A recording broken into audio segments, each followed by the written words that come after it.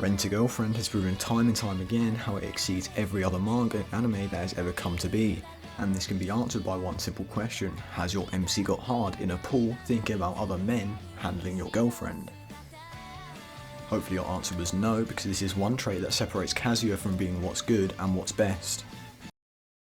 Now, if you're fortunate to not be me and haven't wasted your time reading the 284 chapters of fiction, not peak fiction, just fiction, please let me be the one to warn you, don't ever touch this manga. I say this to all of you, especially the ones that are like me. If you're reading and you'll see 200 chapters left, you're hoping for some kind of development. Well, let me spoil it for you, you're not going to get any. I guess if you want to count, spoiler, a grandma dying as development, then you're free to do so, but that has nothing to do with the actual romance in it being a romance manga. I guess you could count 1 or 2 kisses as development, but then in 284 chapters you expect more to happen. And I'm pretty sure the only reason she did this was to stop the other grandma finding out that they were in a fake relationship, which probably would have given a heart attack if she actually knew. Which, when I look back at it, it could technically be seen as a good thing, because it saved us 10 chapters of a hospital scene where the grandma is just dying and he still probably doesn't tell her that the relationship is fake. Am I joking when I say that a major plot point of this story is that they have to hide their fake relationship from their grandparents because the grandparents would be sad if they found out about the fake relationship? No, I'm not. Although Mizuhara, the girlfriend, has already technically failed this challenge because the only family member she had left was her grandmother, and her grandmother is the one I mentioned earlier in the video that is dead. Now, you may be thinking that, wow, Mizuhara, she no longer has to pretend to be a boyfriend and girlfriend with this guy because the only person she cares about finding out is dead, right? Wrong. The creator, Reiji Miyajima, who I think I've said that completely wrong, has found a solution to this plot hole. That being, she now has to act for Kazuya's sake so his grandmother can't find out. How nice is that though? Doing something for his sake and not hers. She's definitely a better person than me though, because as soon as I saw Kazuya literally walking trash, I think I would run away. Why am I going so much about this grandmother situation that takes place in Rent-A-Girlfriend? I'll tell you why. It's because I'm just not a massive fan of the whole plot point. This is mainly because of the fact that how it ends. Mizuhara's grandmother dies. And does Mizuhara tell her grandmother that the relationship was fake and let her die knowing the truth? Why would she? Of course she doesn't do that. If she actually did that, then maybe the series would actually make sense, so why would the creator put something like that into the manga? What I'm trying to say is, this manga just makes no sense. The best arc in the show is when Mizuhara is having a film made about her because she wants her grandmother to see it before she dies as her as an actress. What's wrong about that, you might be asking? It's great, right? That's such a good plot point. Yeah, it may be a good plot point, but it was the thing that bored me the most out of the whole series. Probably because when you're reading Rent-A-Girlfriend, you get to the point where you don't want things that make sense anymore. You don't want things that are normal, you want things that are utter trash. The reason I think this happens is because it's about 100 chapters in that this arc actually takes place. By then, the only people reading are people that expect trash. They don't want to be thrown something good at that point. What happens when you throw something good? Well, like me, people just ignore it because they think it's a waste of time. And in reality it is, because they never really go back on how this actually affected Mizuhara in any way, having this film filmed about her. It might be brought up once or twice in the later 100 chapters, but in reality I think why the creator did this was because it was probably the best way, which I have to give him credit, of killing Mizuhara's grandmother.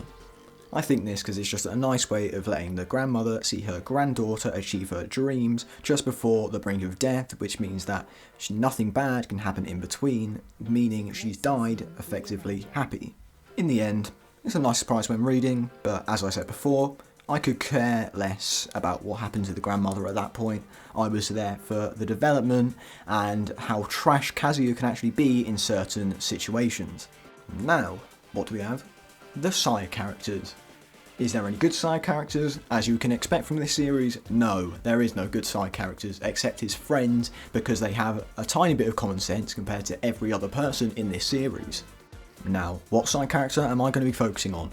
This girl called Ruka. She is the worst character I think I've ever had to encounter in any series at all. And I've read part 4 of JoJo's Bizarre Adventure, so I know Shigechi exists. Yes, she is worse than him. At least he has some redeeming qualities. He gets money. She is just annoying. Now that I finished my little rant about Ruka, I can actually describe to you why I believe she is annoying. 3 things I've got written down. She is a cockblock, a nuisance, and never gives up. You may be thinking, how is never giving up a bad quality? Well, because never giving up leads to the cock blocking, and the cock blocking is when the manga is actually getting good, and then she comes in and completely stops everything. She neutralizes it.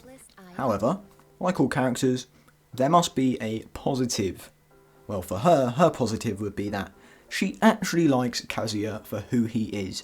Although I don't know how far I can actually say this, because she technically read her heartbeat when he touched her, and that's how she decided that he was the one for her. It's like the author made it so every positive she has, there's also a drawback added on.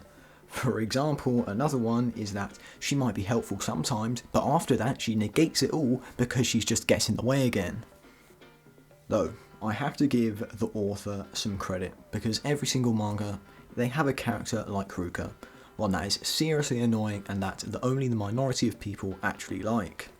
And if that's what the author was aiming for, then he did a fantastic job in portraying her as that type of character, but this does not stop me from disliking her at all.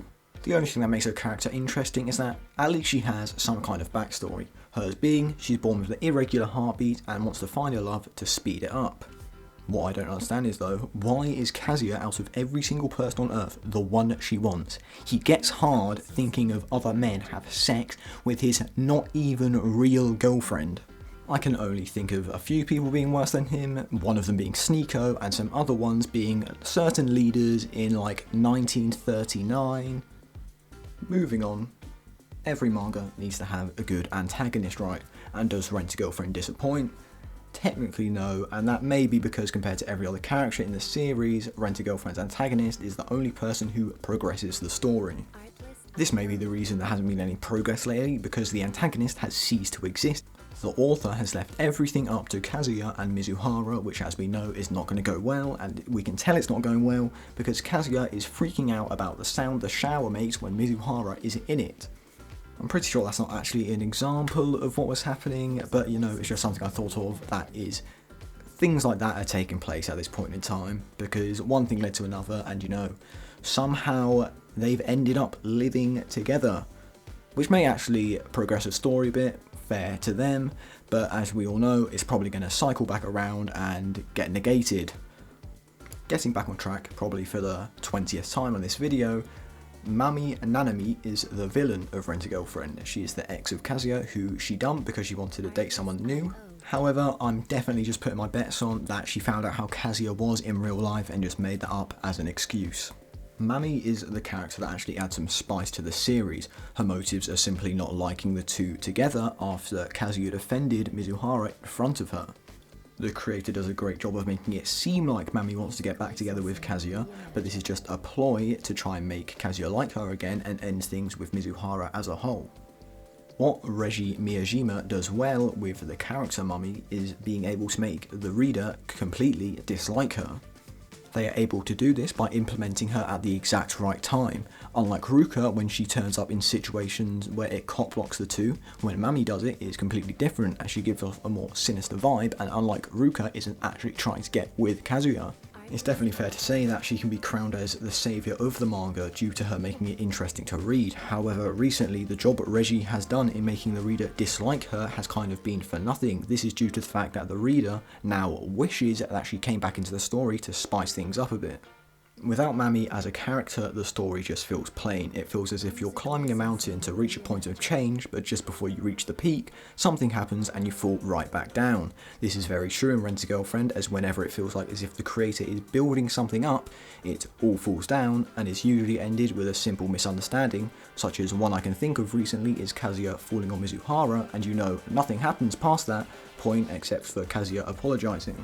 Now, if you can't tell, my opinion on Rent-a-Girlfriend, if it had to be put on a scale, would probably fall towards the more negative end than the positive. However, I do not completely hate it as a series, as I believe if the creator changes something up and actually adds the life back into the story, there is a chance it will be able to escape being mid.